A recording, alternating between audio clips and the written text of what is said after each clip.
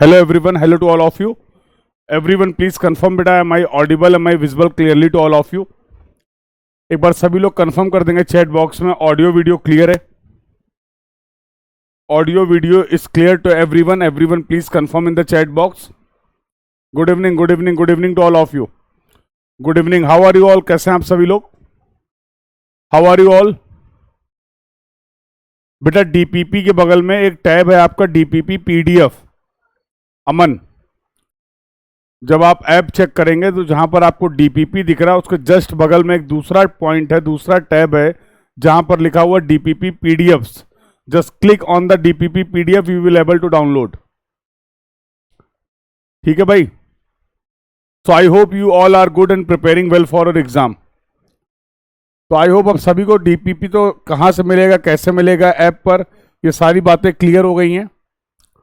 And yes, today is the last lecture of this course.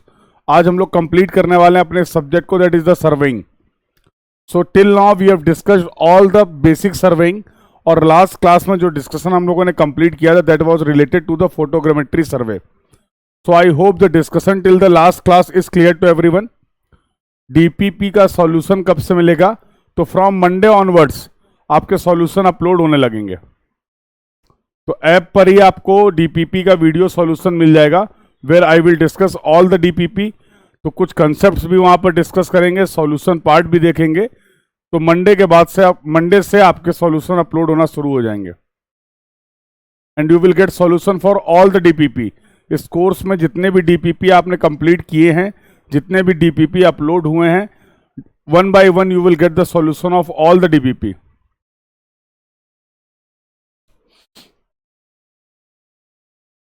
Parallax बता दें, parallax क्या है? कुछ नहीं है. इस पेन को एक आंख से देखो, एक आंख क्लोज करिए, इस पेन को ऐसे देखो, ऑब्जेक्ट को कोई एक पोजीशन पे आपको दिखेगा. अगेन क्या करिए, दूसरे आंख को अब इस बार बंद करिए और इस आंख से देखिए. तो what ever change you will see in the position, this is called parallax. इसी पेन की आपको दो पोजीशन दिखाई पड़ेंगी. इसी पेन की आपको दो पोजीशन दिखाई पड़ेंगी. For example I am seeing this object with the help of the left eye. तो somewhere here is the pen. करके देख लो प्रैक्टिकली, आप सभी के पास पेन होगा या फिंगर है, कोई भी ऑब्जेक्ट है, करके देख लो. तो सेम ऑब्जेक्ट की पोजीशन में जो वेरिएशन दिख रहा है, this effect is called as parallax. तो फोटोग्रामेट्री सर्वे के केस में with the help of the parallax, जब आप स्टीरियोस्कोप का यूज करते हैं, yesterday we have discussed about the stereoscope, तो इसी पैरालेक्स की इफेक्ट की वजह से आप डेप्थ परसेप्शन कर पाते हैं. क्योंकि फोटोग्राफ में किसी भी ऑब्जेक्ट की हाइट नहीं होती है, but due to the concept of the parallax you will able to find out the height of the object. आपको ऑब्जेक्ट्स की हाइट विजिबल होगी जब आप उन इमेजेस को प्रोसेस करेंगे, एनालाइज करेंगे with the help of the stereoscope. Clear है?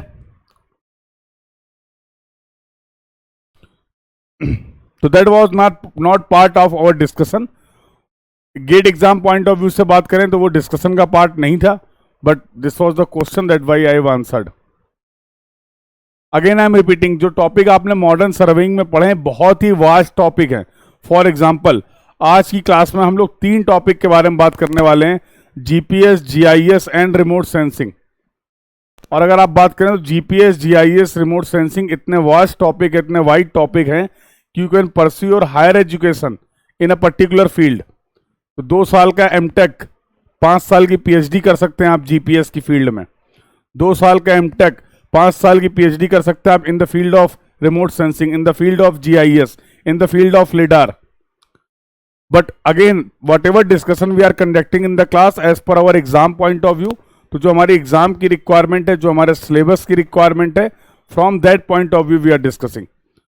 तो जब मैंने आपको टॉपिक इंट्रोड्यूस किए होंगे तब भी मैंने आपको बताया था we will discuss about the basics of, और you can say the very basics of GPS, GIS and remote sensing. तो अभी पढ़ेंगे हम लोग, आइडिया लग जाएगा. सर आप फिर से कब मिलेंगे? फिर से मैं मिलूंगा आपको ट्रांसपोर्टेशन इंजीनियरिंग की क्लासेस में. तो another subject that I am going to take in this batch that will be the transportation engineering. तो ट्रांसपोर्टेशन इंजीनियरिंग में बातचीत होगी. I think the batch will start from 5th of June 2023। तो इस batch में हमारी मुलाकात होगी अब 5 जून 2023 को for the next subject. Good evening sir, today is my first day of class and today is the last day of my this class. हाँ, काफ़ी देर हो गई, कोई बात नहीं, रिकॉर्डेड देख लो। Follow all the recorded lecture. बीच बीच में रिवीजन और प्रैक्टिस बिल्कुल बिल्कुल होते रहेंगे। रिवीजन, प्रैक्टिस, अभ्यास सीरीज, ये सब कुछ मिलता रहेगा आपको। सब्जेक्ट वाइज अगर बात करूं तो नेक्स्ट सब्जेक्ट के लिए मिलेंगे हम लोग ट्रांसपोर्टेशन इंजीनियरिंग के लिए। चलें तो should we start our discussion. So chapter wise अगर बात करें तो this is the last chapter, that is the chapter number 13, lecture number 1। Today is the lecture, एक ही लेक्चर में कंप्लीट कर देंगे, एक ही लेक्चर में कंप्लीट कर लेंगे। So this is lecture number 1। Topic है basics of GPS, GIS and remote sensing. Surveying करने के, डेटा कलेक्शन के एडवांस तरीके हैं। सभी लोग जानते हैं regular day to day life में हम लोग जीपीएस यूज करते हैं। थोड़ा सा वर्किंग समझेंगे कि एक्चुअल में जीपीएस काम कैसे करता है, और in detail we are not going to discuss the working of the GPS. Very basic fundamental, बिल्कुल आसान भाषा में अगर आपको समझाना हो कि जीपीएस कैसे काम करता है, जीपीएस की वर्किंग क्या होती है, वो डिस्कशन करने वाले हैं। और साथ साथ मैं आपको बता भी दूंगा किस तरीके के क्वेश्चंस आपके एग्जाम में इन पर्टिकुलर टॉपिक से आते थे या आते हैं। जीपीएस आपके सिलेबस का पार्ट नहीं है, तो लास्ट टू लास्ट ईयर से गेट के सिलेबस में से जीपीएस वाला पार्ट एलिमिनेट कर दिया गया है। तो अगर अभी आप 2022 का सिलेबस देखेंगे या 2023 का सिलेबस देखेंगे, you will not find GPS as the part of your surveying syllabus. But again कुछ बेसिक बातें कर लेंगे so that from knowledge point of view, from awareness point of view, हमें कुछ जीपीएस के बारे में पता हो, कंपैरेटिवली थोड़ा ज्यादा पता हो। Sir principal of surveying complete नहीं हुआ, हाँ भूल गए कराना लग रहा है। प्रिंसिपल ऑफ सर्वेइंग क्यों भाई, तुम लोगों ने याद भी नहीं दिलाया यार। हाँ, तुम लोगों ने याद भी नहीं दिलाया। बाकी लोग कहाँ चले गए थे, बाकी लोग कहाँ चले गए थे जब हम लोग आज सर्वेइंग खत्म कर लिया हम लोगों ने, और इतनी इंपॉर्टेंट क्लास में इतना इंपॉर्टेंट टॉपिक मैंने डिस्कस नहीं किया। तो दैट्स माय फर्स्ट क्लास। तो बेटा वही तो मैं बता रहा हूं कि आपको पता है कि you are attending the last class as the first class and you are not asking, आप पूछ नहीं रहे हैं कि सर हम लोगों ने क्या प्रिंसिपल ऑफ सर्वेइंग किया या नहीं किया है। You are just saying, you are just telling कि सर आपने प्रिंसिपल ऑफ सर्वेइंग नहीं कराया है। कॉन्फिडेंस का लेवल देख रहे हो। अगर तुम्हारी जगह मैं कोई सब्जेक्ट की लास्ट क्लास अटेंड करूंगा, अगर मैं किसी सब्जेक्ट की लास्ट क्लास अटेंड करूंगा जो कि खत्म होने वाला सब्जेक्ट, तो मैं अपने टीचर से, अपने कलीग से पूछूंगा कि भैया मेरी लास्ट क्लास है, मैं नहीं आ पाया शुरू से, क्या सर ने प्रिंसिपल ऑफ सर्वेइंग के कोई बातचीत की है।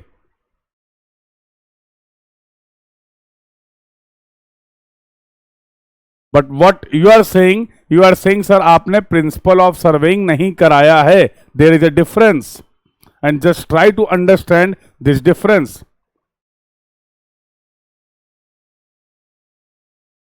Have you got the difference बेटा, have you got the difference. दोनों अप्रोच में क्या डिफरेंस है, समझ में आ गया। तो आएगा बेटा, प्रॉब्लम आएगा when you will cover the concept, you will apply the concept, again some doubts will be there, so just try to revise your concept and again apply the concept.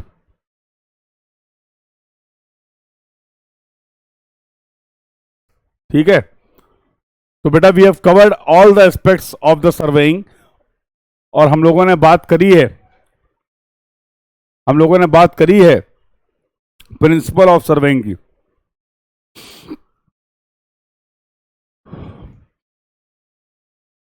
Photogrammetry में distance between the 2 point में क्या problem है।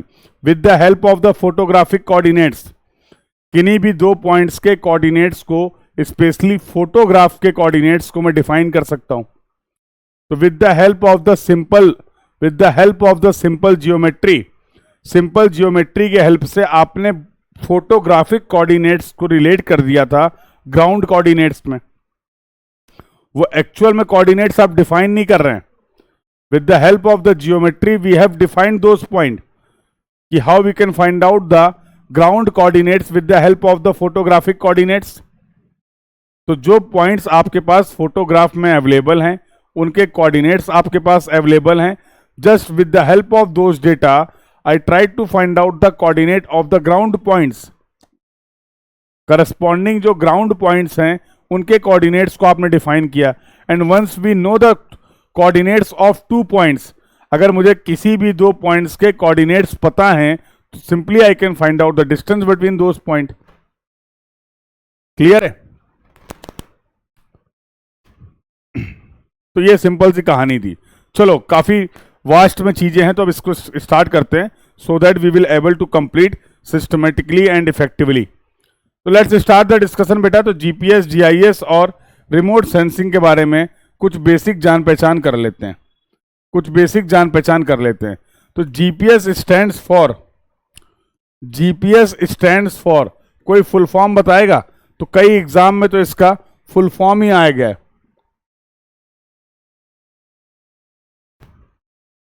कई exam में तो इसका full form आता है। GPS stands for the global positioning system. अब ये ग्लोबल पोजीशनिंग सिस्टम का मतलब क्या है? किसी भी पॉइंट, फॉर एग्जांपल ये अर्थ है, अर्थ के सरफेस में फॉर एग्जांपल हम एक पॉइंट ले लेते हैं। तो let's say we are considering this point A. अब इस पॉइंट की पोजीशन को मैं डिफाइन करना चाह रहा हूं। अगेन, इस ए पॉइंट की पोजीशन को कितने तरीके से आप डिफाइन कर सकते हैं? इस ए पॉइंट की पोजीशन को कितने तरीके से आप डिफाइन कर सकते हैं? Answer is going to B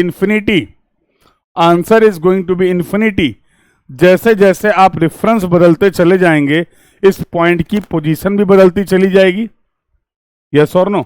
as we are going to change the reference, the position of the point, the measurement will also change. तो कितने रेफरेंस ले सकते हैं? इन्फिनिटी रेफरेंस ले सकते हैं। जब इन्फिनिटी रेफरेंस ले सकते हैं तो इन्फिनिटी मेजरमेंट्स हो सकते हैं।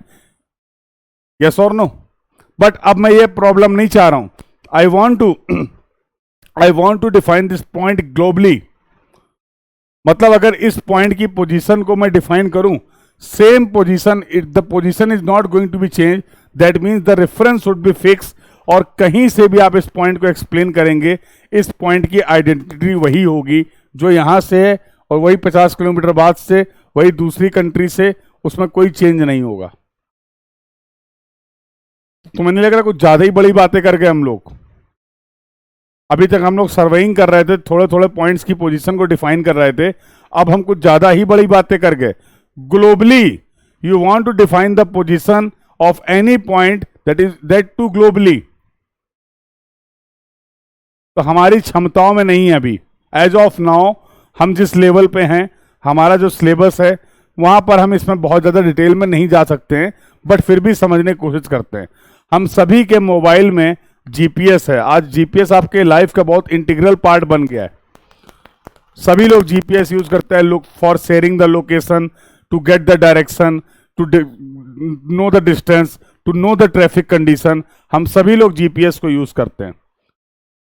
बट एक्चुअल में गेम क्या है? आप जीपीएस का केवल एक पार्ट यूज कर रहे हैं। आपके पास जो अवेलेबल है वो जीपीएस नहीं है एक्चुअल में। यही खेल है। जो तुम मोबाइल में जीपीएस खोलते हो वो जीपीएस नहीं है। अब भैया पूरी अर्थ को कवर करना है, चारों तरफ से कवर करना है। कैसे कवर करें? तो आपने क्या करा? इस पूरी अर्थ को कवर करने के लिए, अब इसके बारे में थोड़ा बेसिक समझ लो। हर कंट्री के अपने अपने जीपीएस सिस्टम हैं। जो सबसे ज्यादा पॉपुलर जीपीएस सिस्टम है, जिसको आप बोलते हैं GNSS, global navigation satellite system. Global GNSS stand for global navigation satellite system. US का है ये। सबसे पहले जीपीएस को बनाया गया था आर्मी के लिए, डिफेंस के लिए, डिफेंस ऑपरेशंस के लिए जीपीएस को यूज किया जाता है। और अभी भी डिफेंस का जीपीएस सेगमेंट अलग है, सिविल हमारे और आपके लिए यूज के लिए जीपीएस सिग्नल अलग है, जीपीएस सेगमेंट अलग है due to the security reason. अरे भैया कॉन्फिडेंशियल इंफॉर्मेशन है, ऐसे थोड़ा कहीं भी पहुंचा देंगे। तो सबसे पहला जो इसका ओरिजिन हुआ था, इसको बनाया गया था, वो बनाया गया था डिफेंस पर्पस के लिए। बाद में इसको पब्लिक कर दिया गया और आज हम और आप इसका कुछ हद तक यूज कर पा रहे हैं, पूरा यूज नहीं कर पा रहे हैं, लिमिटेड एक्सेस दिया गया है। इंडिया ने भी अपने जीपीएस सिस्टम पे काम किया। नाविक, आप सभी ने सुना होगा, नाविक ऐसे ग्लोनास, गैलीलियो, रसिया के, चाइना के, हर कंट्री के अपने अपने जीपीएस सिस्टम है। कुछ ऑपरेशन है, कुछ ऑपरेशनल होने वाले हैं, तो ये डेटा आपको मिल जाएगा। But that data is not that much required और important from your exam point of. पता तुम्हें सब होना चाहिए, अवेयरनेस पूरी होनी चाहिए, लेकिन फोकस हम उन चीजों में कर रहे हैं जो हमारे एग्जाम पॉइंट ऑफ व्यू से रिलीवेंट है। अब कोई बोले कि जीएनएस के अलावा कोई जीपीएस सिस्टम नहीं है, तो आपको पता है, अब उसके अगर स्पेसिफिकेशन पढ़नी है, we can take some time और उसके बारे में हम डिटेलिंग कर सकते हैं अगर कोई पूछता है तो, बट एग्जाम के लिए रिलीवेंट नहीं है। तो अगर मैं जीएनएस सिस्टम की बात करूं, जीएनएसएस सिस्टम की बात करूं, तो बेटा इसमें क्या किया गया, पूरी अर्थ को 24 सैटेलाइट की हेल्प से कवर किया गया। टोटल कितनी ऑर्बिट, 6 ऑर्बिट, टोटल 6 ऑर्बिट में पूरी अर्थ को कवर किया। तो बचपन में तुमने देखा होगा शक्तिमान, देखा है, देखा था कि नहीं देखा था? हमने तो देखा था अपने टाइम पे कुछ इस तरीके से। These are the orbits, these are the orbits, these are the orbits, I hope you can visualise. और इनमें 6 ऑर्बिट में टोटल 24 सैटेलाइट हैं। एक ऑर्बिट में कितने सैटेलाइट रखे गए? एक ऑर्बिट में 4 सैटेलाइट रखे गए, एक ऑर्बिट में 4 सैटेलाइट रखे गए। और ये सैटेलाइट कंटिन्यूअसली दिन रात 24 घंटे 365 दिन, सर्दी गर्मी बारिश सब कुछ, हमेशा हर कंडीशन में इस अर्थ को कवर कर रहे हैं, इस अर्थ को कवर कर रहे हैं, इस अर्थ को कवर कर रहे हैं। तो ये स्पेसिफिकेशन है। सर जितने भी जीपीएस सिस्टम हैं, क्या सब में 24 सैटेलाइट और 6 ऑर्बिट ही होंगे? नहीं, सबकी स्पेसिफिकेशन अलग अलग है। हर कंट्री ने अपना अपना नेविगेशन सिस्टम डेवलप करने की कोशिश करी, जिसमें कुछ नेविगेशन सिस्टम के बारे में मैंने आपसे बात की। तो ये लगातार इसमें लगे हुए हैं सेंसर, इनमें सैटेलाइट में लगे हुए हैं सेंसर। अब ये सेंसर क्या करेंगे? कुछ ना कुछ तो सेंस करेंगे। सेंसर का काम ही है सेंस करना, सेंसर का काम ही है सेंस करना। तो they are continuously collecting the data, but data collection से तो कोई काम नहीं चल रहा है ना, डेटा कलेक्शन से तो कोई काम नहीं होगा ना। ये पूरा डेटा ट्रांसमिट किया जा रहा है। ये जो सैटेलाइट्स हैं, जो सेंसर हैं, ये जो डेटा कलेक्ट कर रहे हैं, उस डेटा को ट्रांसफर किया जा रहा है कहां पे? एक ग्राउंड स्टेशन पे, एक ग्राउंड स्टेशन पे। तो transmission of data will be there from the air space to the ground station. अब यहां पर लगे हुए लोग और टेक्नोलॉजी और टूल्स। अब जो इंफॉर्मेशन आ रही है, उस इंफॉर्मेशन को यहां पर प्रोसेस किया जा रहा है। ऐसा थोड़ा है कि तुमको वहां से सैटेलाइट मैप बना के भेज रहे हैं। बोलो, बताओ भाई, ऐसा तो नहीं है ना। तुम्हारे घर से दूसरे वाले घर के बीच में कितनी डिस्टेंस है, नाम लिख के आ रहा है, ये सैटेलाइट थोड़ा बता रहे हैं। तो they are sending the raw information, they are sending the raw information, और ग्राउंड स्टेशन पे उस इंफॉर्मेशन को प्रोसेस किया जा रहा है। सर कैसे करते हैं? That is not the part of the discussion. तो कहां कहां पर मैं लिमिट कर रहा हूं बता दे रहा हूं मैं आपको। We are going to discuss only the very basic concept of the GPS. इतना आसान है नहीं, ये भी मैं बता दे रहा हूं, इतना आसान है नहीं, बट जानकारी पॉइंट ऑफ व्यू से इतना पता होना चाहिए। और इसके बाद after the data processing finally ये डेटा आपके यूजर तक पहुंचाया जा रहा है। जैसी आपकी रिक्वायरमेंट है, डिफेंस सर्विसेज के लिए रिक्वायरमेंट है, सिविल सर्विसेज के लिए रिक्वायरमेंट है, ट्रांसपोर्टेशन के लिए, मैपिंग के लिए, फाइंडिंग द रूट, अलग अलग तरीके से अपने यूजर को वो इंफॉर्मेशन प्रोवाइड कराई जा रही है। तो गिने चुने सवाल हैं जो आपके यहां से आते हैं, जिनको आपको पता होना चाहिए। पहला, full form of GPS, global positioning system.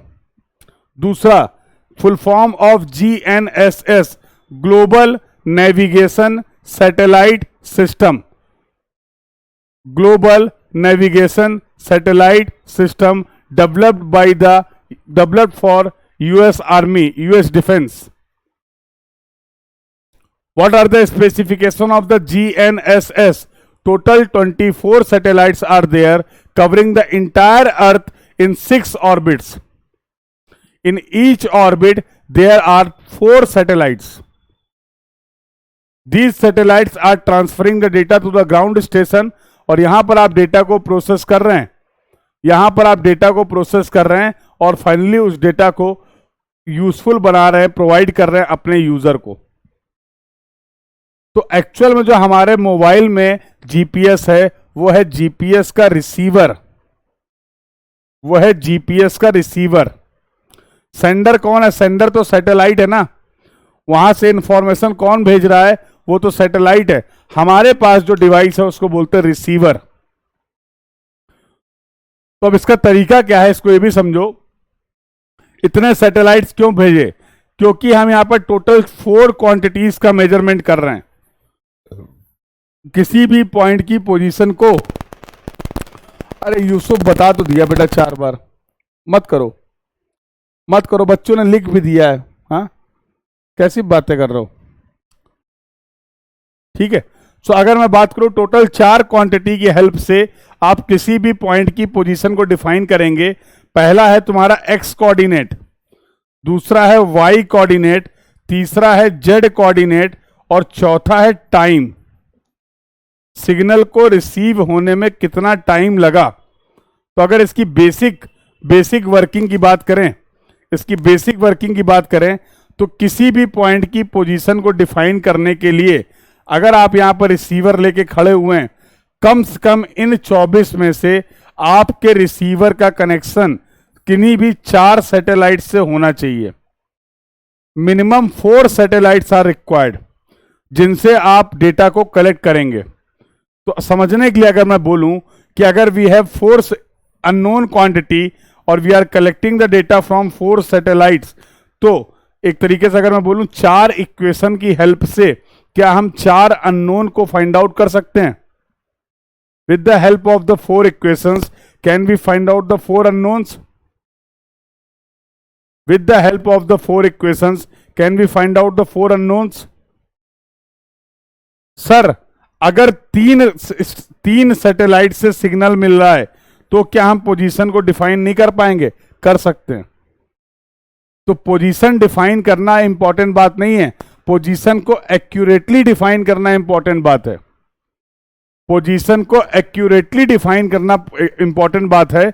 इसीलिए मैंने बोला किसी भी पॉइंट की पोजीशन को एक्यूरेटली डिफाइन करने के लिए आपके रिसीवर का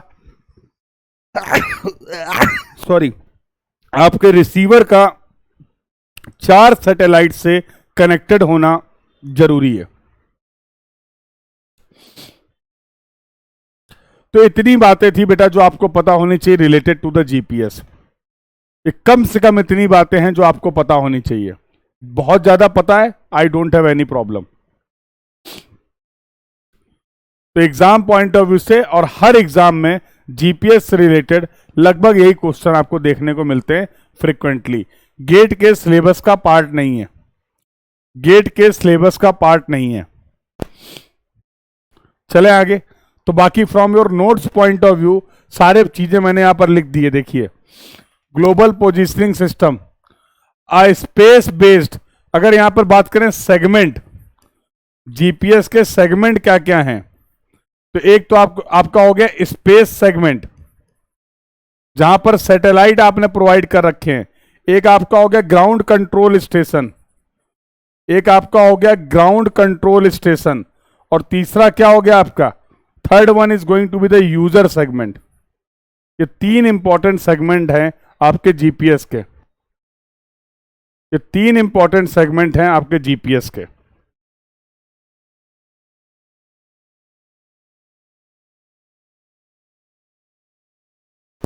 ठीक है,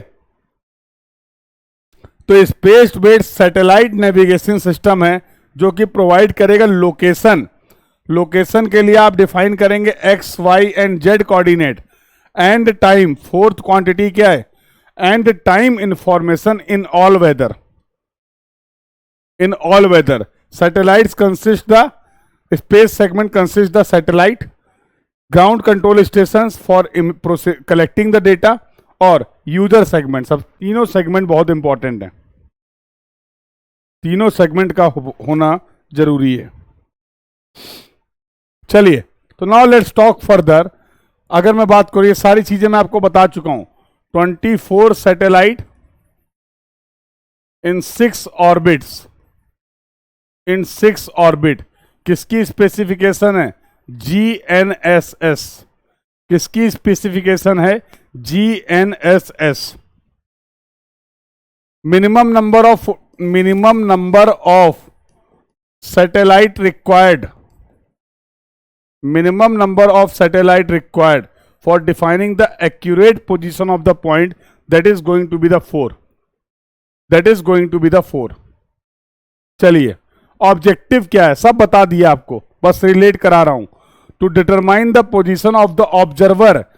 यहां पर आप रिसीवर लेके घूम रहे हैं, तो आपके हाथ में जो डिवाइस है जीपीएस का, वो यूजर सेगमेंट है आपका, और वो जीपीएस का रिसीवर है, नॉट सेंडर।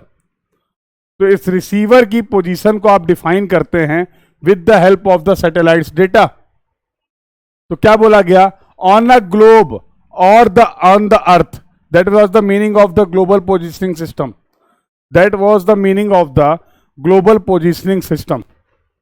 अगला गेम क्या बोला आपने, find location of stationary object as well as the moving object.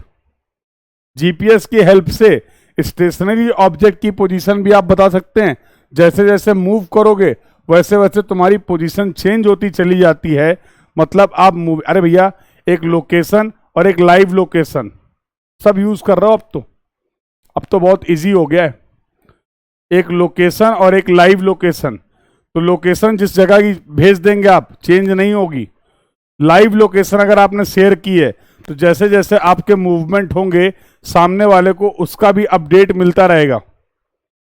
सामने वाले को जिसके साथ आपने अपनी लोकेशन शेयर की है, ये भी अपडेट मिलता रहेगा कि इस समय आप कैसे मूव कर रहे हैं, कहां पर हैं, कैसे चेंज हो रही है आपकी लोकेशन। क्लियर बेटा? यस, आगे बात कर लेते हैं। In relation with the well defined coordinate system. तुम्हें कोऑर्डिनेट सिस्टम नहीं डिफाइन करना है। अगेन आई एम रिपीटिंग, बिल्कुल भी यहां पर लोड नहीं देना, अभी बिल्कुल भी नहीं लोड देना है। ठीक है, कि कैसे कैसे हम कैसे कोऑर्डिनेट्स डिफाइन कर देंगे, पूरी ग्लोब का कैसे कोऑर्डिनेट डिफाइन कर दिया, that is not our concern at all. अभी हमारा कोई भी कंसर्न नहीं है। चलें आगे। अगला, पॉइंट पोजीशनिंग। किसी पॉइंट की पोजीशन कर सकते हैं। रिलेटिव पोजीशन, दो ऑब्जेक्ट ए एंड बी हैं, अभी अभी एक्सप्लेन किया इनकी relative position. Static position and kinematic position, इन सभी को करना आपका मेन ऑब्जेक्टिव है। इन सभी को अचीव करना आपका मेन ऑब्जेक्टिव है। और क्या करते हैं ये, uses satellites and digital computer based on the satellite ranging, based on the satellite ranging. Trigonometric approach, यहां से क्वेश्चन बनता है। ट्रिग्नोमेट्रिक अप्रोच की हेल्प से यहां पर आप ऑब्जेक्ट की पोजीशन को डिफाइन कर रहे हैं। किस प्रिंसिपल पे बेस्ड है, जीपीएस की वर्किंग किस प्रिंसिपल पे बेस्ड है, यू कैन यहां पर ट्रेवल डिस्टेंस को जो ट्रेवल करते हैं बेस्ड ऑन द टाइम। जो आप जीपीएस की हेल्प से डिस्टेंसेस को ट्रेवल कर रहे हैं, that is based on the time. इसीलिए आपने बोला कि सर हम सैटेलाइट्स की हेल्प से टाइम का मेजरमेंट भी करेंगे। हम सैटेलाइट्स की हेल्प से टाइम का मेजरमेंट्स भी करेंगे। सैटेलाइट्स की हेल्प से टाइम का मेजरमेंट भी करेंगे। क्लियर है बेटा? यहां तक की कहानी क्लियर है? यहां तक की कहानी क्लियर है सभी को? एप्लीकेशन कहां है? सब जगह, सर्वेइंग में, जियोलॉजी में, रिमोट सेंसिंग में, जीआईएस में, नेविगेशन में, मिलिट्री में, डिफेंस में, सभी जगह इसका यूज है, एप्लीकेशन है। That we have already discussed, that we have already discussed. Next part of the discussion is going to be the GIS. Next part of the discussion is going to be the GIS. Sir क्या ये कोई instrument है GIS? नहीं। पढ़ो full form क्या लिखा हुआ है। GIS stands for the Geographical Information System.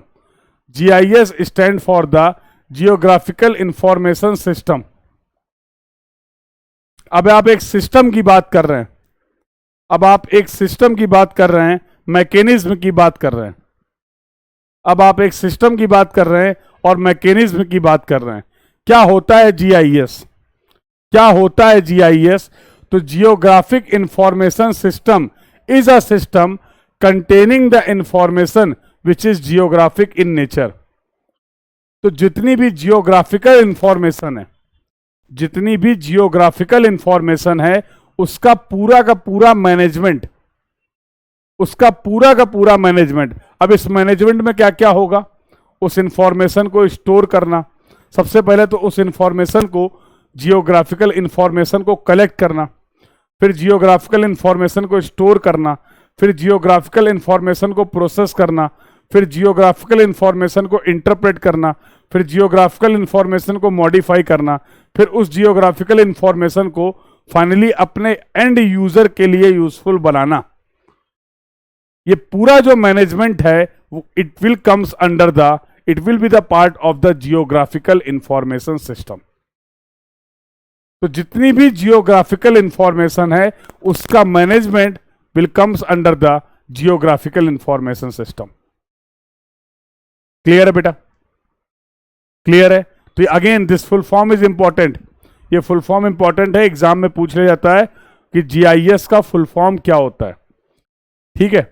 GIS can be defined as a system which involves, क्या क्या करता है ये? Collecting, capturing, storing, processing, manipulating, analysing, managing, retrieving, displaying the data. Data मतलब यहां पर क्या है? हमारी geographical information which is essentially reference to the real world और टू द अर्थ। अरे भैया जो दिख रहा है, जो मैन मेड फीचर हैं, जो नेचुरल फीचर्स हैं, उन्हीं की इंफॉर्मेशन की तो हम लोग बातचीत कर रहे हैं। बेसिक ऑफ जीआईएस क्लियर हुआ कि नहीं? क्या होता है जीआईएस ये समझ में आया कि नहीं? क्या होता है जीआईएस ये समझ में आया कि नहीं? बोलो भाई, क्या होता है जीआईएस ये सभी को समझ में आ गया? यस और no?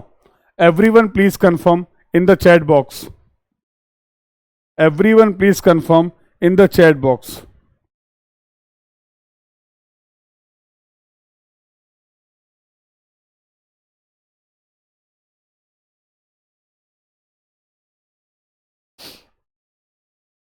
Any doubt to anyone? Current difference between GIS and GPS?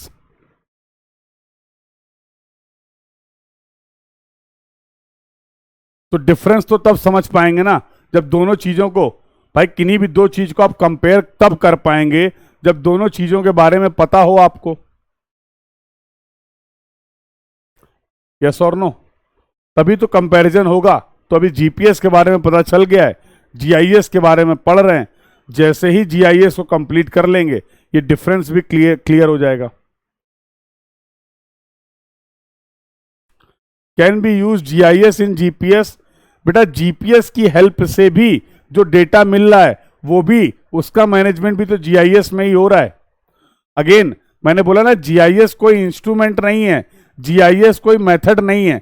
दुनिया भर की जो भी जानकारी जहां जहां से भी मिल रही है वो अगर जानकारी जियोग्राफिकल इन नेचर है, उस पूरी इंफॉर्मेशन का, उस पूरे का डेटा का management is the part of the GIS.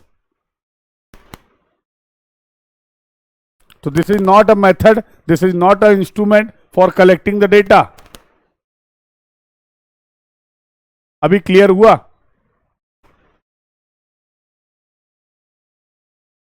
Sir जो हम यूज करते हैं वो जीपीएस है या जीआईएस? जीपीएस जो आप यूज करते हैं वो जीपीएस है, आप जीआईएस नहीं यूज करते हैं. अब let me complete first, complete कर लें, ये जो डाउट आ रहे हैं खत्म हो जाएंगे. Let me complete this topic, उसके बाद अगर कोई डाउट रह जाता है यू कैन आस्क मी, तो आप मेरे से डिस्कस कर सकते हैं, नो प्रॉब्लम विद दैट. कर रहे हैं डिस्कस? तो अभी मैंने बेसिक आपको एक्सप्लेन किया जीआईएस होता क्या है, कुछ और बातें करते हैं. जीआईएस के कंपोनेंट्स क्या क्या होते हैं?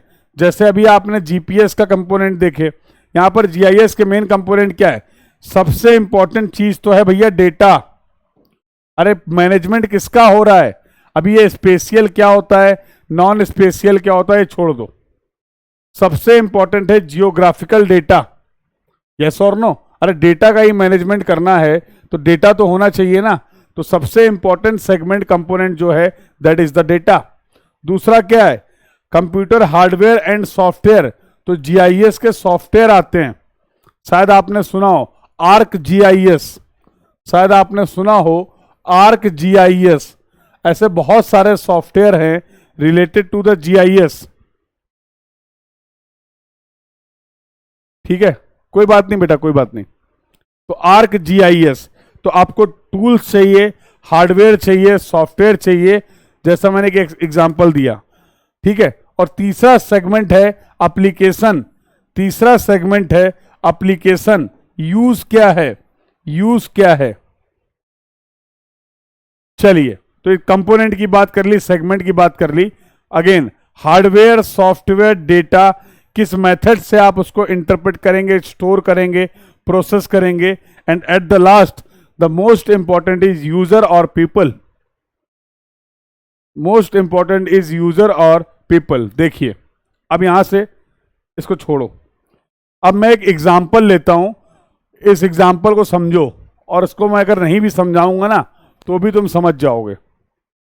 इस एग्जाम्पल को अगर मैं एक्सप्लेन भी नहीं करूंगा बहुत ज्यादा तो भी तुम समझ जाओगे और रिलेट कर लोगे, और उसी की हेल्प से हम लोग जीआईएस का गेम समझ लेंगे.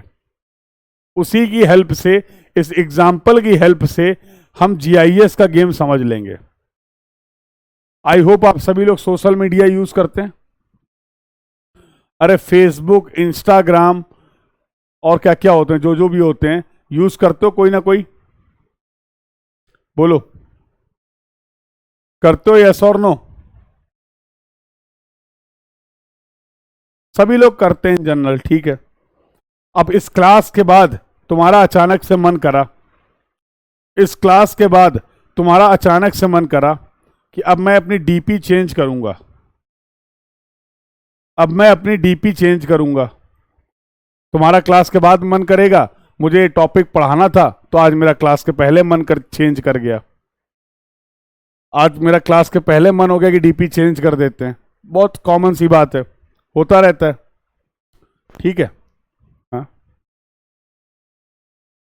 अब हुआ क्या? अब आपने डिसाइड किया कि मैं ना अपने बचपन की फोटो लगाऊंगा आज. अब मैं ना अपने बचपन की फोटो लगाऊंगा, जब मैं छोटा बच्चा था उस समय वाली फोटो लगाऊंगा. मन कर गया, कर गया तो कर गया, क्या करोगे? क्या प्रोसेस फॉलो करोगे, बस मुझे वो बता दो. क्या प्रोसेस फॉलो करोगे, बस मुझे वो बता दो. करना क्या है मैंने आपको बता दिया. करना क्या है मैंने आपको बता दिया.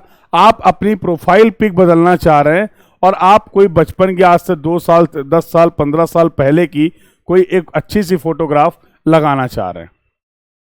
कहां से खेल शुरू होगा? कहां से खेल शुरू होगा बताओ बेटा? इतना आसान थोड़ा होता है. सेटिंग में जाके चेंज डीपी कर देंगे, इतना आसान थोड़ा है. देख रहे हो, इन्हें लग रहा है इतना आसान है डीपी चेंज करना. हाँ, इनको लग रहा है इतना आसान है डीपी चेंज करना। बहुत बढ़िया।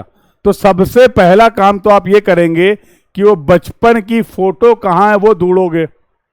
वो तुम्हारे मोबाइल में थोड़ा है, वो तुम्हारे मोबाइल में थोड़ा है। तुम घर में जाओगे, पता करोगे भाई मेरी बचपन की फोटो कहां मिलेगी, तो पता लगेगा बहुत साल पहले किसी रिलेटिव की एक शादी हुई थी, उस शादी में तुम्हारी गंदी सी फोटो है।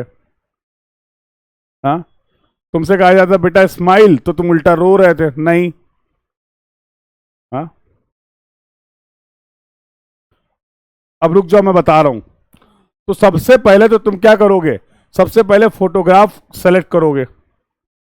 अब तुम उस एल्बम में गए जो तुम्हारे घर में रखा हुआ था, तुमने अपने बचपन की फोटो देखी, 4-5 फोटो मिली। अब तुम तो हीरो थे नहीं उस इवेंट के कि हर जगह तुम्हारी फोटो, पूरी शादी बारात में कहीं 1-2 जगह तुम्हारी फोटो मिल गई।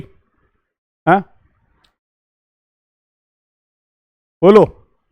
अब तुमने 2-3 फोटो मिल गई, अब उस फोटो को तुम सबसे पहले क्या करोगे, तो सबसे पहले आपने कुछ डेटा, रॉ डेटा कलेक्ट किया। चलो यहां लिखते रहना, टेक्निकल और नॉन टेक्निकल दोनों भाषा में समझा दे रहा हूं। सबसे पहले आपने डेटा कलेक्ट किया, आपने अपनी पुरानी फोटो का अरेंजमेंट करा कहीं से भी। फिर क्या करोगे,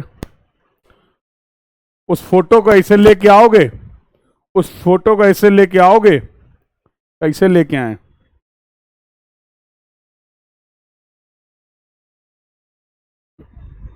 तो उस फोटो को ऐसे लेके आओगे, मोबाइल में खोलोगे, सोशल मीडिया ऐसे लगा दोगे, बोलोगे सर चेंज हो गई डीपी, कर दें, कर दें। अपने मोबाइल में खोल लिया, डीपी आ गई, ऐसे लगा दिया, लो सर चेंज हो गई, मान लें। तो क्या करोगे बताओ ना, तो क्या करोगे, तो सर सबसे पहला काम क्या है, ये जो हमें डेटा मिला है इसको अपनी इच्छाओं के अनुसार हमें इस डेटा को कन्वर्ट करना पड़ेगा। अपनी इच्छाओं के अनुसार इसको डिजायर फॉर्मेट में कन्वर्ट करना पड़ेगा। अब इसके क्या तरीके करोगे तुम हो सकता है उस फोटो को रखो और कैमरे से, मोबाइल से उसका फोटोग्राफ क्लिक कर लो। तुमने उस फिजिकल फोटो को कन्वर्ट कर लिया डिजिटल फोटो में, तुमने उस फिजिकल फोटो को कन्वर्ट कर लिया डिजिटल फोटो में, कर लिया, बोलो हाँ।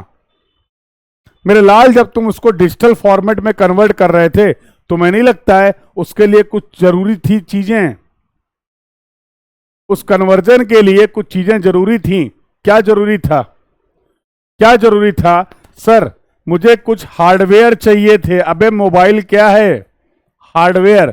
सर मुझे कुछ सॉफ्टवेयर चाहिए थे, कैमरा चाहिए था, गैलरी में पहुंचे फोटो। हाँ, तो हार्डवेयर सॉफ्टवेयर रिसोर्सेज चाहिए थे कि नहीं चाहिए थे। और इसके बाद जब आपने इसको डिजायर्ड फॉर्मेट में कन्वर्ट कर दिया, अभी भी चीजें इतनी आसान नहीं है। तो कोई पूछ रहा था अभी कि सर ये मैनिपुलेशन क्या होता है, डेटा को मैनिपुलेट कैसे करेंगे, एडिट कैसे करेंगे, अभी सब बता रहा हूं।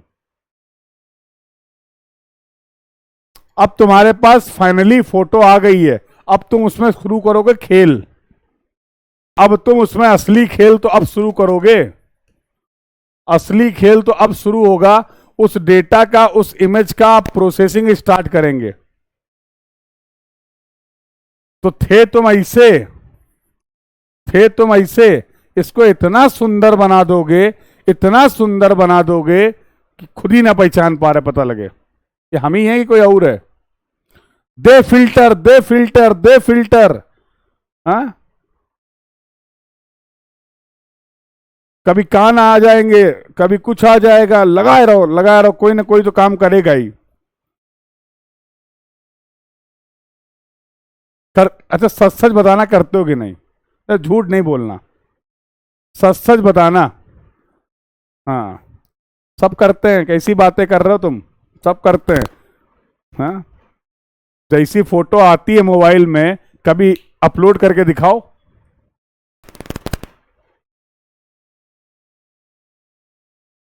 कभी अपलोड करके दिखाओ। खुद ही नहीं देखोगे उस फोटो को, अपलोड तो करना दूर की बात है।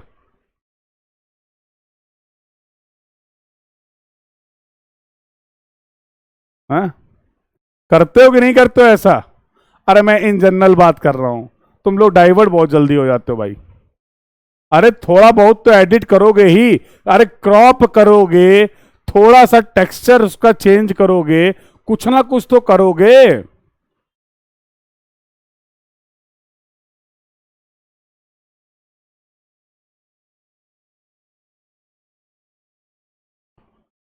यस और नो?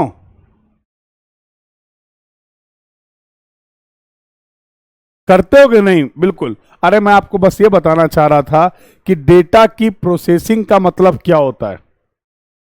डेटा की प्रोसेसिंग का मतलब क्या होता है? आप उसको एडिट करेंगे, आप उसको प्रोसेस करेंगे, आप उसको मैनिपुलेट करेंगे, कुछ चेंजेस इनकॉर्पोरेट करेंगे अपनी आवश्यकताओं के अनुसार, अपनी चाहतों के अनुसार।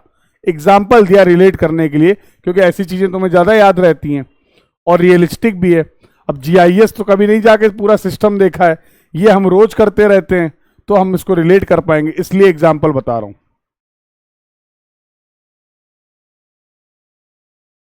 तो जब आप इसको प्रोसेस करेंगे तो तुम्हें नहीं लगता है इसके लिए भी क्या चाहिए होगा? फिर वही कहानी है, हार्डवेयर चाहिए, सॉफ्टवेयर चाहिए, टूल्स, टेक्नोलॉजी, ज्ञान, सब कुछ चाहिए।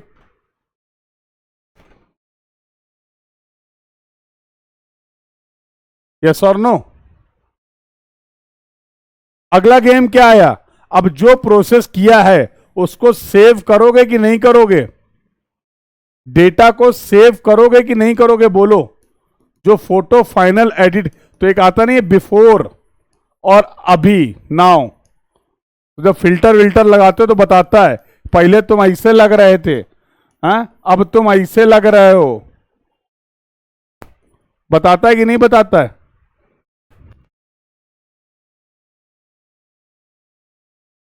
बोलो भाई। तो जो भी जो फाइनल हुआ उसको सेव कर लेते हैं, उसको स्टोर कर लेते हैं, उसको सेव कर लेते हैं, उसको स्टोर कर लेते हैं। अगला गेम क्या है? अब पहुंचो, अब पहुंचो, आओ सोशल मीडिया पे, चेंज करो डीपी, और फाइनली जो तुम्हारा रिजल्ट था वो तुम्हें मिल जाएगा। फोटो अपलोड हो, दे लाइक, दे कमेंट, बिल्कुल तहलका मच जाए, हाँ? पूरे शहर में को पता चल जाए, पूरी दुनिया को पता चल जाए कि आज भाई साहब ने डीपी अपलोड करी है, डीपी अपडेट करी है। Then you will wait for the response. Yes और नो? फिर उसमें कमेंट करोगे थैंक यू एवरीवन। यही तो होता है। तुम मानो या ना मानो, ये सब कुछ होता है। तुम अपनी फोटो के इस एग्जाम्पल से हटाओ, तुम अपनी फोटो के इस एग्जाम्पल से हटाओ, और इसकी जगह कं... हाँ? इसकी जगह आप केवल ये कर दो कि now consider the data as geographical information. ये पूरा खेल तुम्हें खेलना है किसके साथ? जियोग्राफिकल इंफॉर्मेशन के साथ। ये पूरा जो सिस्टम तुम्हें दिख रहा है इसी को बोलते हैं GIS, geographical information system. Definition पढ़ लो, डेफिनीशन पढ़ लो, डेफिनीशन पढ़ लो। कुछ रही जाए तो पूछ लेना, कुछ रही जाए तो पूछ लेना।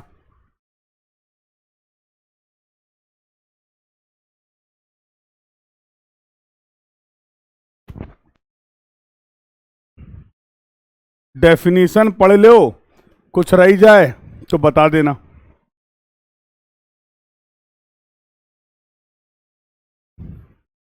यही था क्या जीपीएस?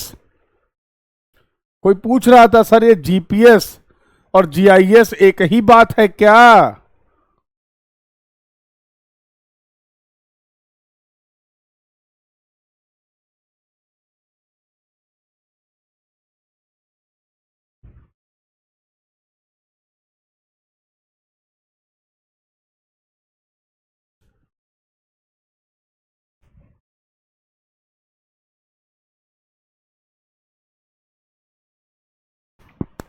चलिए चलिए, अब खेल यहां पर असली ये शुरू होता है, यही पूरा प्रोसेस बता रहा हूं।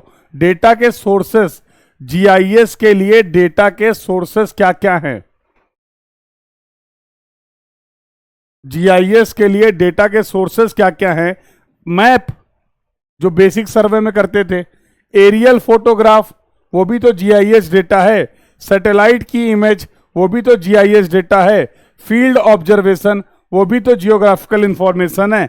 अदर सोर्स, कहीं से भी इंपॉर्टेंट क्या है? वो डेटा रिलेटेड टू होना चाहिए geographical information system, geographic information. इन सब कहीं से भी डेटा मिल जाए, उसको डिजिटल फॉर्म में कन्वर्ट कर लो, उसको डिजिटल फॉर्म में कन्वर्ट कर लो। लो, तैयार हो गया तुम्हारा जीआईएस का डेटाबेस, तैयार हो गया तुम्हारा जीआईएस का डेटाबेस। तो कुछ लोग बोल रहे थे सर जीपीएस, बेटा जीपीएस से भी डेटा आप रखने वाले हैं यहां पे। It may be any source, it may be any source of the data. एक बार बन गया जीआईएस का डेटाबेस, खेल खत्म।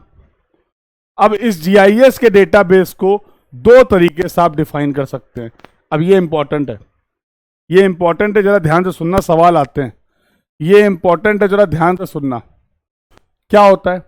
तो जो जीआईएस का डेटाबेस है उसको हम ब्रॉडली दो तरीके से क्लासिफाई कर सकते हैं, spatial data, non spatial data. Spatial data and non spatial data. देखो दुनिया में फॉर एग्जाम्पल समझते समझ में आएगा बिल्कुल। तो एक एग्जाम्पल है, तो फॉर एग्जाम्पल मैं कानपुर में रहता हूं, तो कानपुर के जितने भी जियोग्राफिकल फीचर्स हैं उसका डेटा आपने कलेक्ट कर लिया। आप जिस शहर में रहते हो उसको एज्यूम कर लो। तो geographical information of that city you have collected. Sir कैसे कलेक्ट करेंगे? 50 तरीके थे पीछे बता दिए। अब देखो, ये जो इंफॉर्मेशन आपको दिख रही है जियोग्राफिकल इंफॉर्मेशन है, इसको हम दो तरीके से डिस्क्राइब कर रहे हैं। एक है पहला स्पेशियल डेटा फॉर्मेट, बहुत ध्यान से समझना। स्पेशियल डेटा फॉर्मेट का मतलब यह है जो चीजें जैसी दिख रही हैं वही डेटा आपने ले लिया है। अब फॉर एग्जांपल अगर मैं एक सैटेलाइट व्यू की बात करूं कानपुर की, तो जितनी बिल्डिंग्स हैं, जितने नेचुरल फीचर्स हैं, वो सभी दिख रहे होंगे।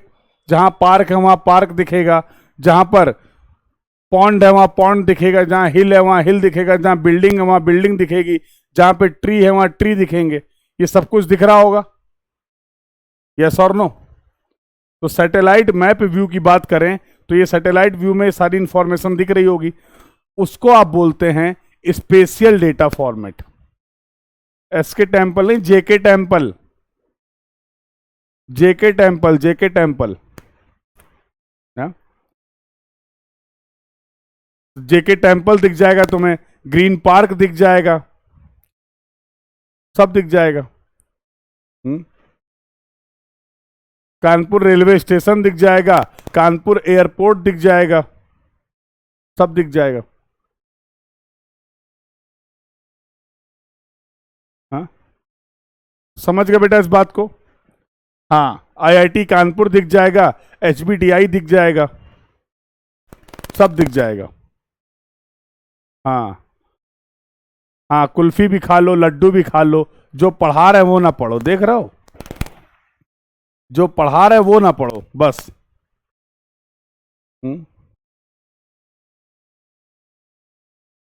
क्योंकि वो तो जरूरी नहीं है, ये बहुत जरूरी जो बता रहे हो। सुधर जाओ।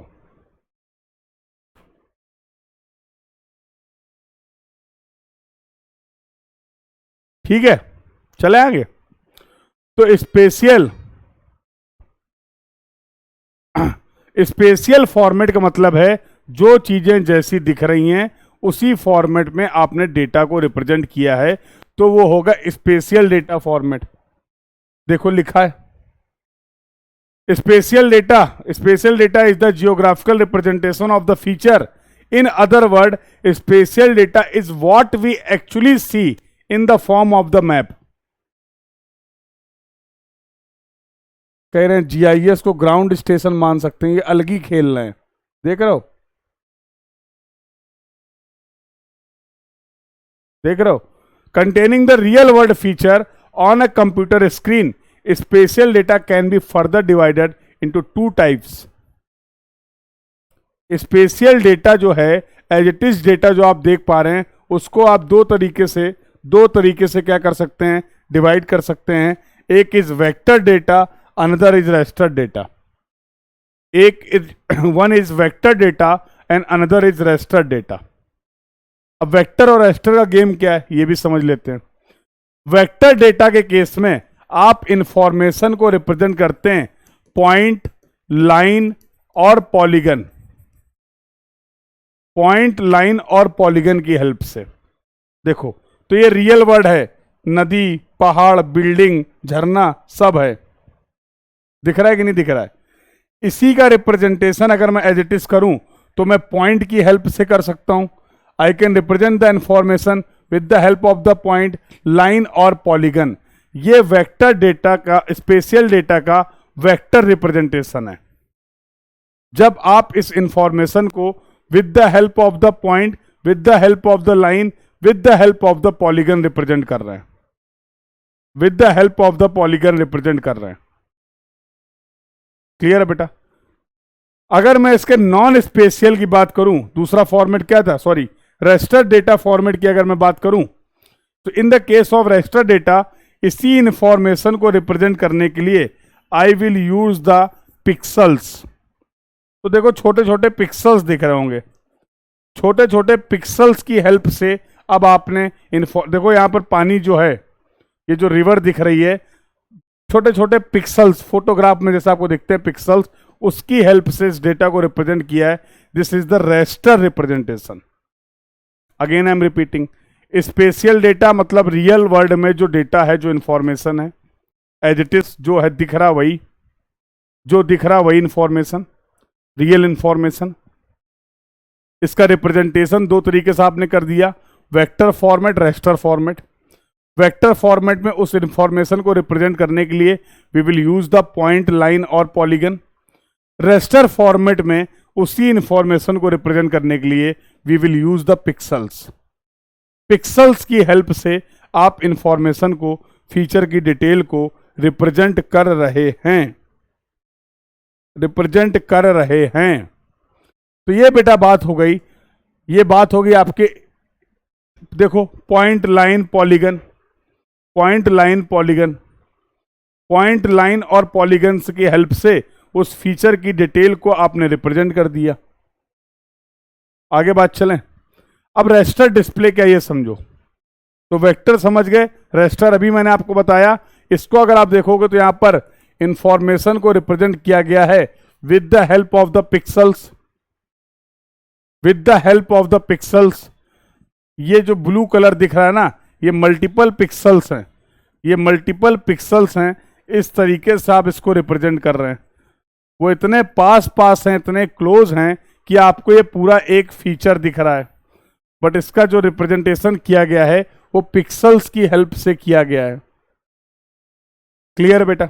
आगे आओ, जो इंपॉर्टेंट है नॉन स्पेशियल डेटा। अगला जो डिस्कशन है दैट इज रिलेट, ये तो बातें कर ली स्पेशियल की, now we are talking about the non spatial data. Now we are talking about the non spatial data. Spatial data, फिर से मैं रिपीट कर रहा हूं, ध्यान से सुनना। स्पेशियल डेटा का मतलब था जो भी जियोग्राफिकल फीचर्स हैं उनका एज इट इज रिप्रेजेंटेशन। नदी है तो नदी, बिल्डिंग है तो बिल्डिंग। अब उस बिल्डिंग को आप पॉइंट, लाइन और पॉलीगन से रिप्रेजेंट कर रहे हो तो वेक्टर फॉर्मेट हो जाएगा स्पेशियल डेटा का। अब उस बिल्डिंग को आप, उस नदी को आप पिक्सल्स के फॉर्म में रिप्रेजेंट कर रहे हो तो उसी स्पेशियल डाटा का वो रेस्टर रिप्रेजेंटेशन हो जाएगा। But what do you mean by the non spatial data?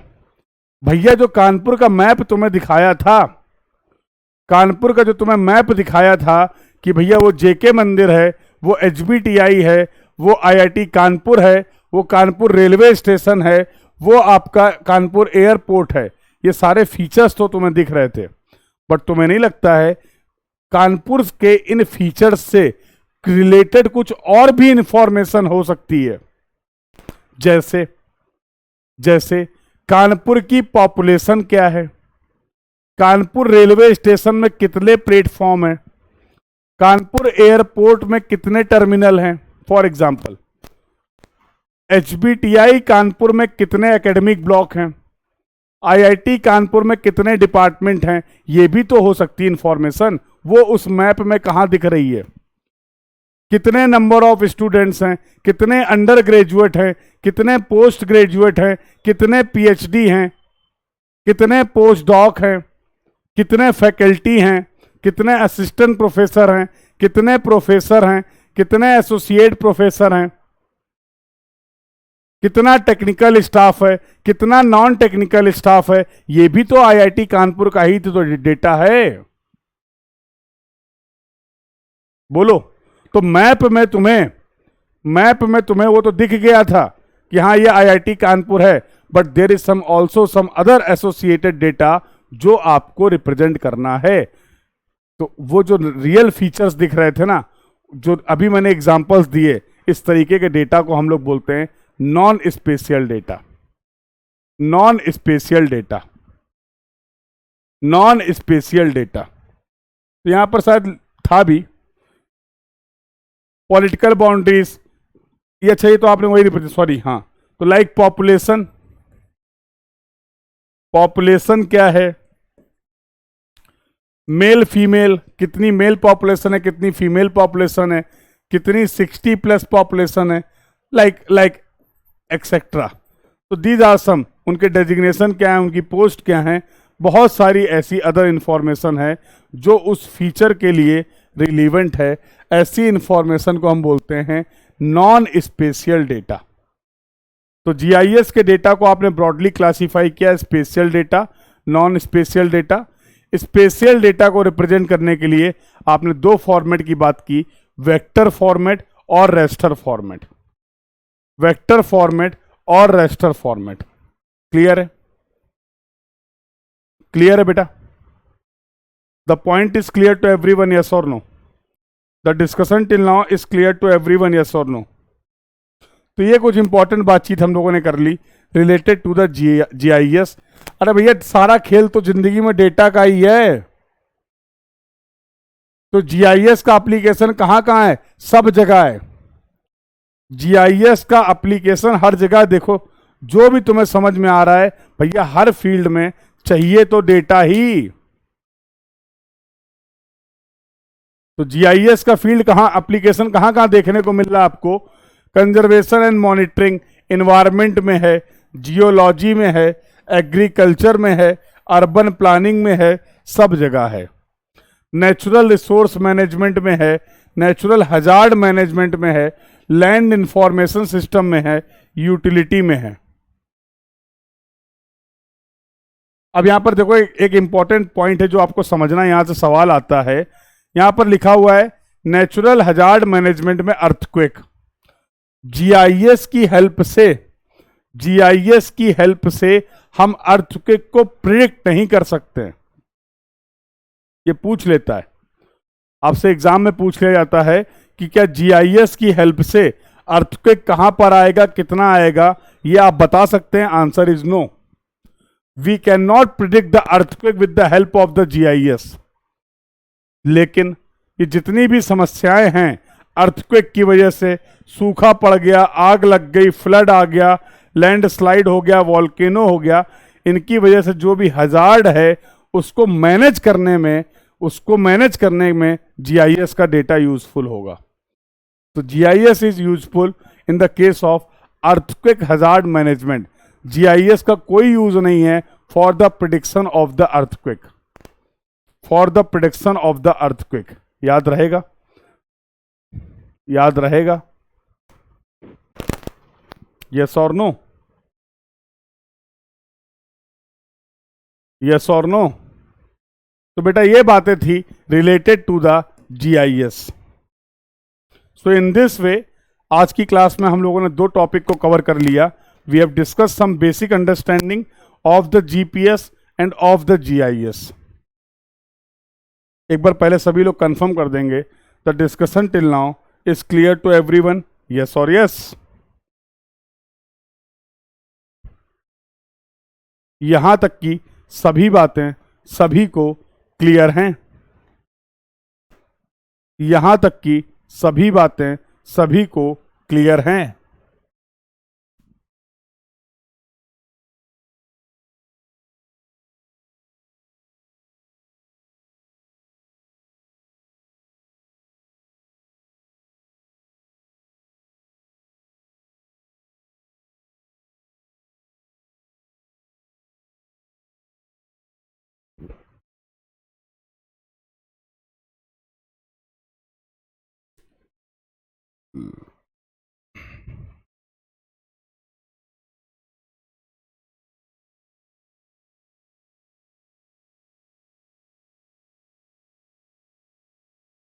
चलें फिर आगे बातचीत कर लें। चलें फिर आगे बातचीत कर लें। Now the third and the last topic of this discussion is going to be the remote sensing. सामने टीवी स्क्रीन लगी हुई है, हम पढ़ा रहे हैं, मेरा मन कर रहा है कि टीवी स्क्रीन बंद कर दें, तो क्या करेंगे? मेरा मन कर रहा है कि टीवी स्क्रीन बंद कर दें। ऐसे खड़े थे, बोले बंद कर दो सर। ये क्या है? बढ़िया सा रिमोट है, ऐसे पकड़ा, लाल वाली बटन दबाई, अरे कहाँ चले गए तुम लोग, रुको।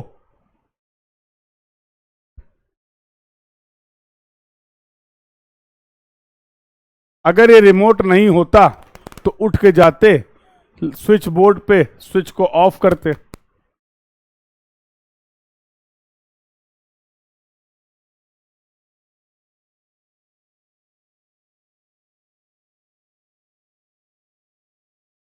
समझ रहे हो? देख रहे हो ये घर में टीवी कैसे बंद करता है? अब पूर्वा देख रहे हो अपने घर में, इससे इससे बोले जाते जाओ बेटा टीवी ऑफ कर दो, ऐसे बंद करता, देख रहे हो? वही बता रहा है। रंजन भी यही करते हैं। रंजन के घर वालों ने बोला बेटा टीवी ऑफ कर दो, कह रहा रुको, अपने तरीके से ऑफ करेंगे। देख रहे हो भाई, हम जो करते हैं, जो हमें पता है वो बता रहे हैं, ठीक है? आप अपना तरीका अप्लाई करो, मुझे कोई दिक्कत नहीं है, पर सेफ रहना। सजेशन ये है कि बस सेफ रहना, सुरक्षित रहना। हाँ, टीवी को ऑफ करना, खुद को नहीं।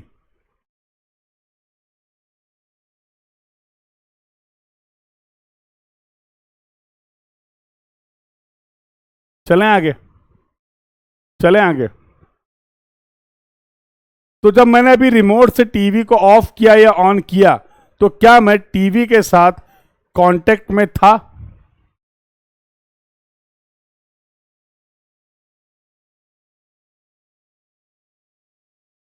क्या मैं टीवी को फिजिकली टच कर रहा था?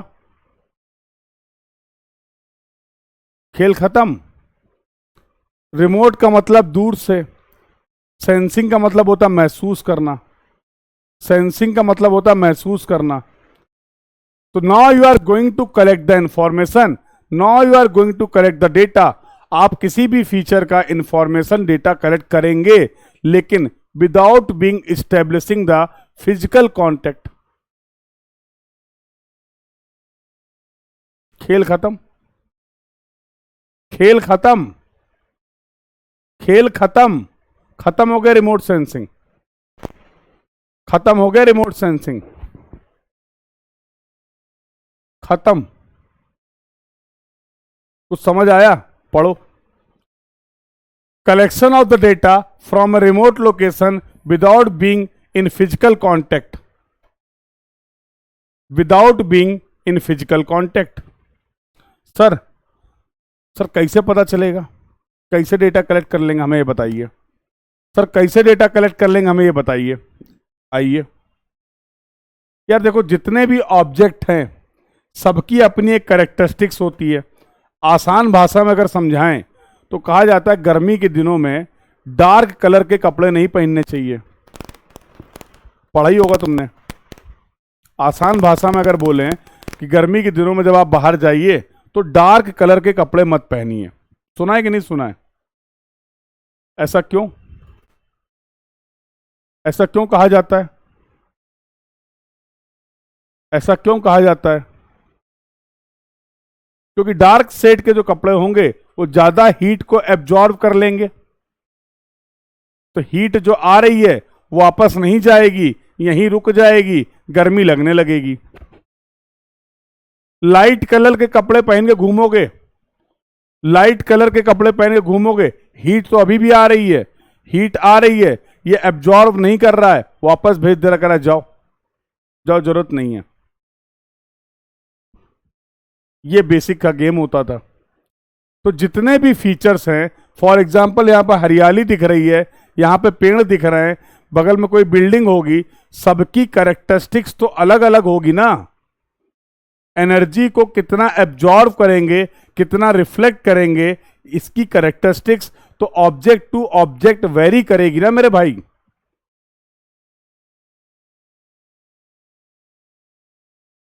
बोलिए, इसी खेल का उठा दिया तुमने फायदा, इसी बात का तुमने खेल को समझ लिया और इसी के बेसिस पे तुमने कर लिया डेटा को कलेक्ट।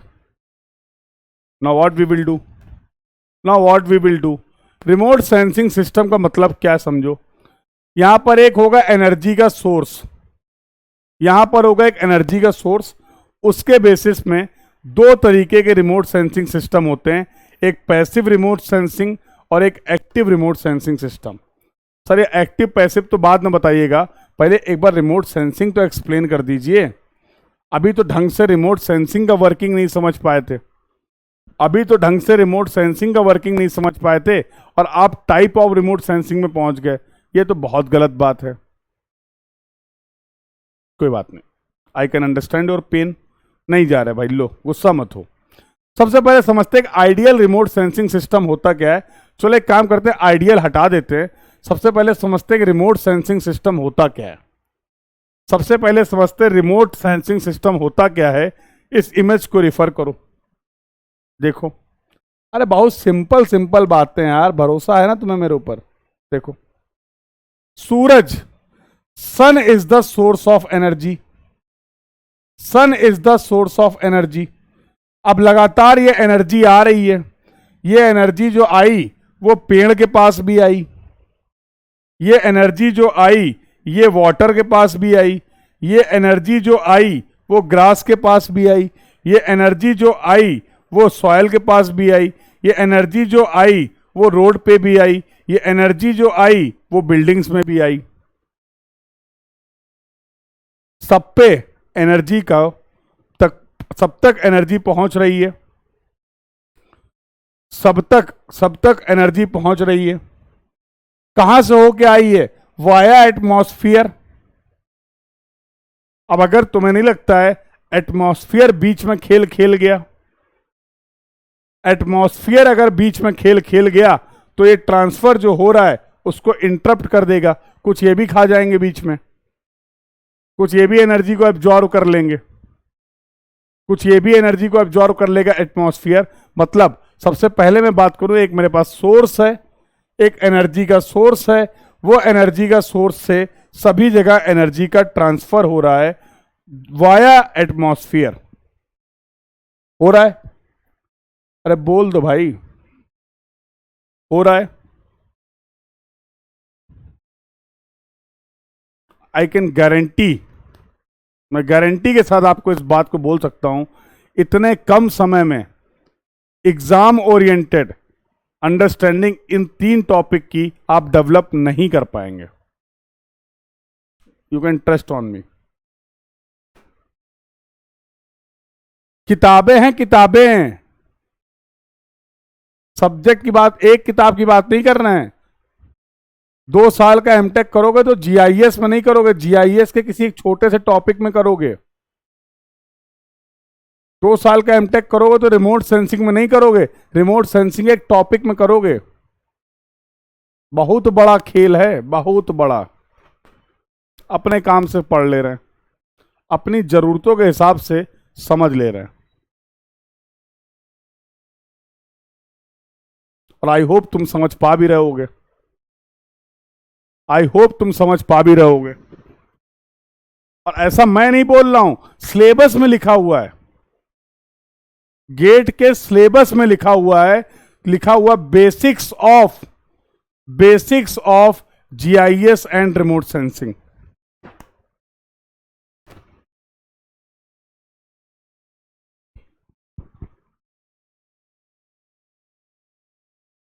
तो भैया सबसे पहले सोर्स होना चाहिए, ये एनर्जी का ट्रांसफर होना चाहिए।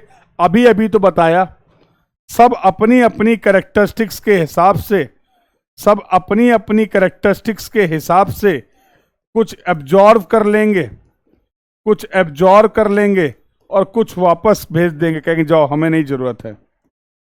कुछ एब्जॉर्व कर लेंगे और कुछ क्या कर दे रहे हैं, कुछ क्या कर दे रहे हैं, वापस एटमॉस्फेयर में इसको भेज देंगे।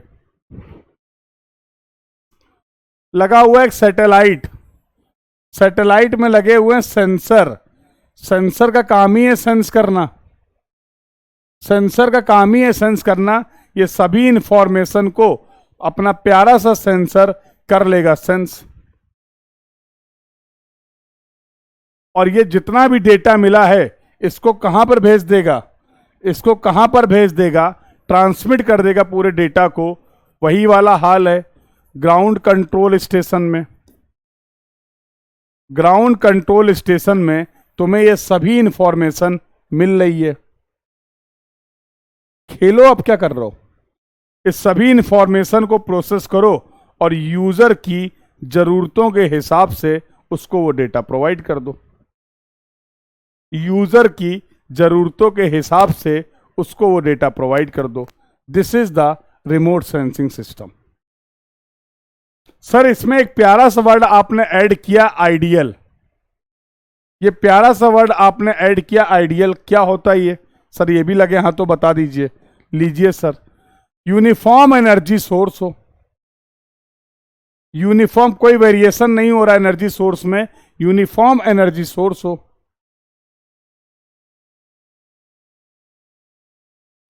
अच्छा देख रहे हो, सवाल देखो, रात में तो सूरज देवता होते ही नहीं है,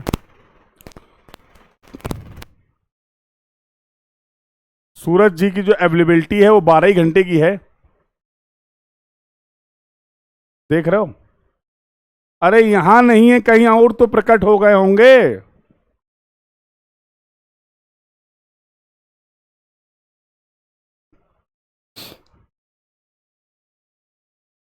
क्यों भाई?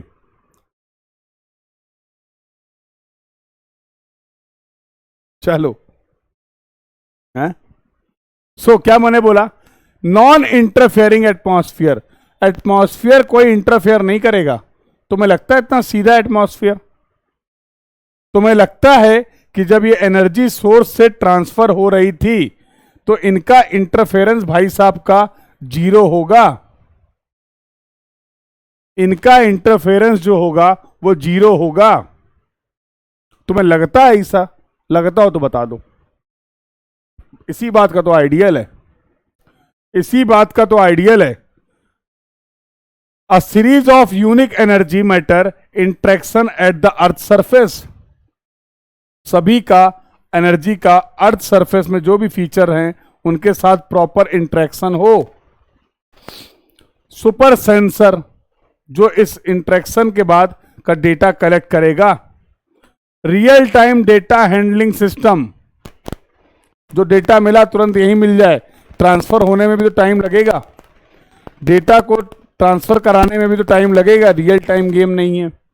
मल्टीपल डाटा यूजर हैं, एक ही डेटा के अलग अलग तरीके के यूज हैं। This kind of system doesn't exist. सबसे प्यारी लाइन तो ये है, अगर ये सब हो, अगर ये सब हो तो ऐसे रिमोट सेंसिंग सिस्टम को हम बोलेंगे ideal remote sensing system. But तुम्हें भी पता है आइडियल होता ही नहीं है, आइडियल होता ही नहीं है, आइडियल होता ही नहीं है।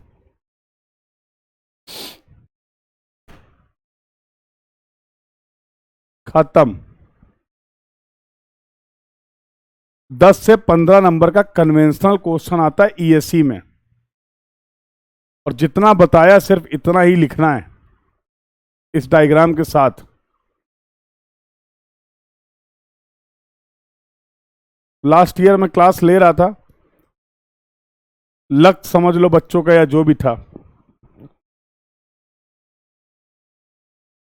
कल एग्जाम है और शायद उसके जस्ट पहले या एक दिन पहले की बात है, ऐसे कुछ था। तो रिमोट सेंसिंग में इतना ही पढ़ाया जितना पढ़ा रहा हूं। ईएससी के मेंस में सवाल आया, define the ideal remote sensing system with NEET sketch. I think 12 number का सवाल था। इतना ही पढ़ के गए थे रिमोट सेंसिंग में, समझ रहे हो। और एक तुम हो, भरोसा ही नहीं करते हो सर पे, क्यों भाई।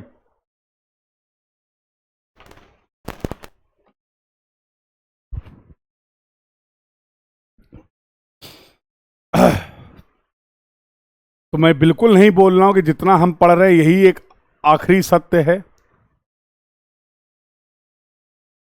नहीं। लेकिन जितना मैं आपको बता रहा हूं इसमें एक भी लाइन स्किप नहीं करनी भाई। इसमें फिर ज्यादा सेलेक्टिव मत हो जाना कि सर ने 5 टॉपिक पढ़ाए 2 ही पढ़ लेते, ना ना ना, खेल खराब हो जाएगा।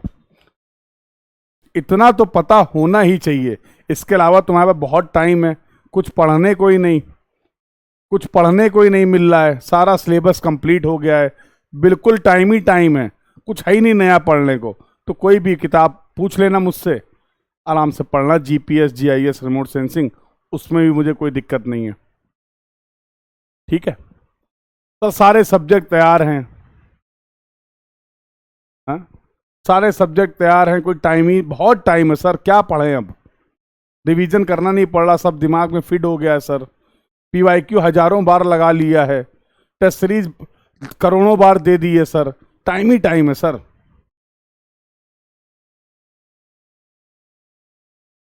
हाँ बिल्कुल बेटा, मेंस की बात करेंगे तो प्री के बाद मेंस की बात अलग से करेंगे।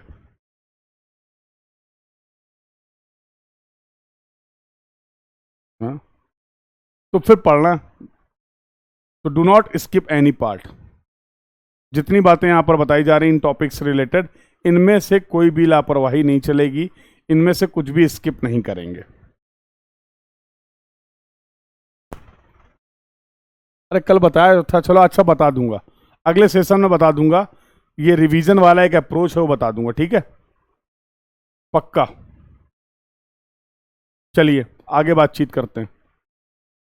सर ये अभी आपने बोला कि सोर्स जो है हमारे एनर्जी का, उसके बेसिस पे 2 तरीके के रिमोट सेंसिंग सिस्टम होते हैं। रंजन को भी उसके जवाब का, डाउट का आंसर अभी मिलने वाला है,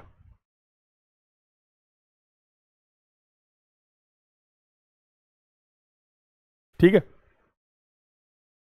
तो एक होता है आपका एक्टिव रिमोट सेंसिंग सिस्टम, उधर मत देखो। एक होता है एक्टिव रिमोट सेंसिंग सिस्टम, एक होता है passive remote sensing system. Active remote sensing system और पैसिव रिमोट सेंसिंग सिस्टम, क्या बोला गया बेटा, देखो लिखा हुआ है। पैसिव रिमोट सेंसिंग सिस्टम का गेम क्या है, वो जो नेचुरल सोर्स ऑफ एनर्जी है, सन की एनर्जी को इसमें as a source of energy use कर लेगा। ऐसा रिमोट सेंसिंग सिस्टम जो नेचुरल सोर्स ऑफ एनर्जी पे वर्क करता है, उसको बोलते हैं passive remote sensing system.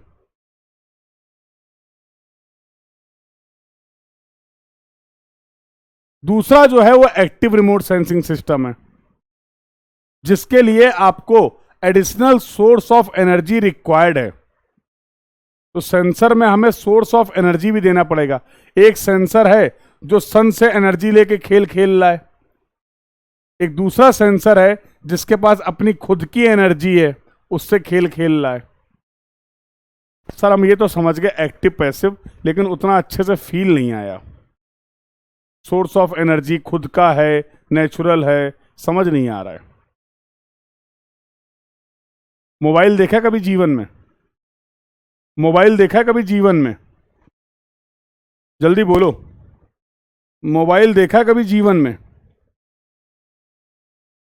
Mobile देखा कभी जीवन में, जल्दी बताओ।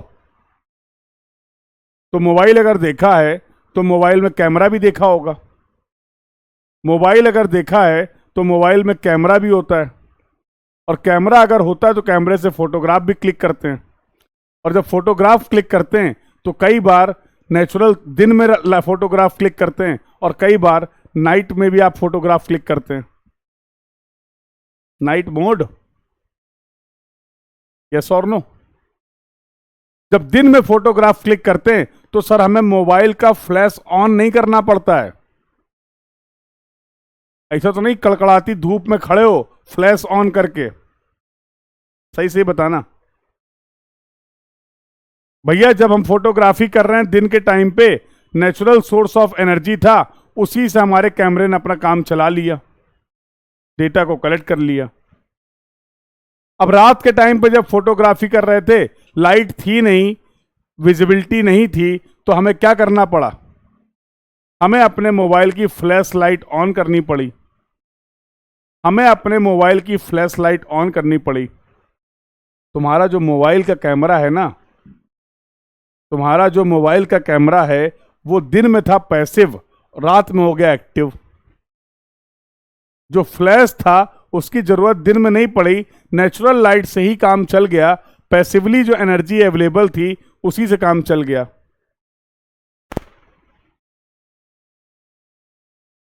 अरे पैसिव स्मोकिंग सुना है? Passive smoking,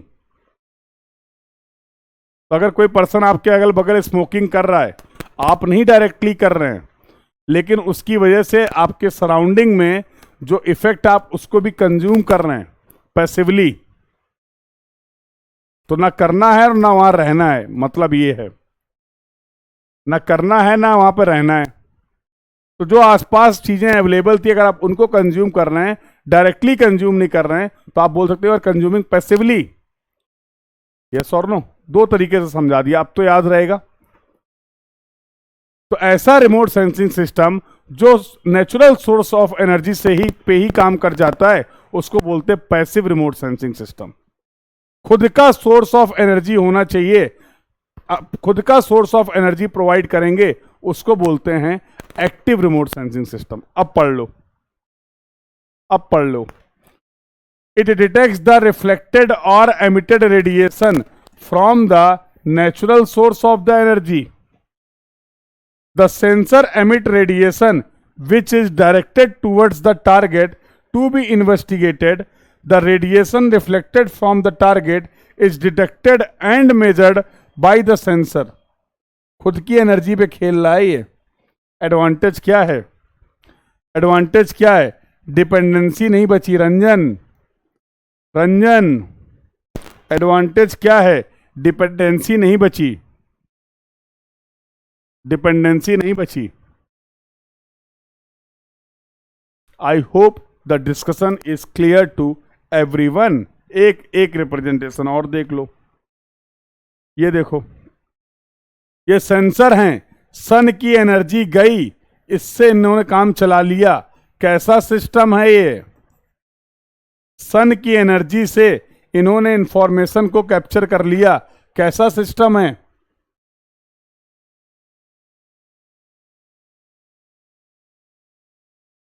passive. इन एनर्जी को भेजने के लिए और जो एनर्जी वापस आ रही रिफ्लेक्टेड एनर्जी को कलेक्ट करने के लिए सोर्स ऑफ एनर्जी खुद का है।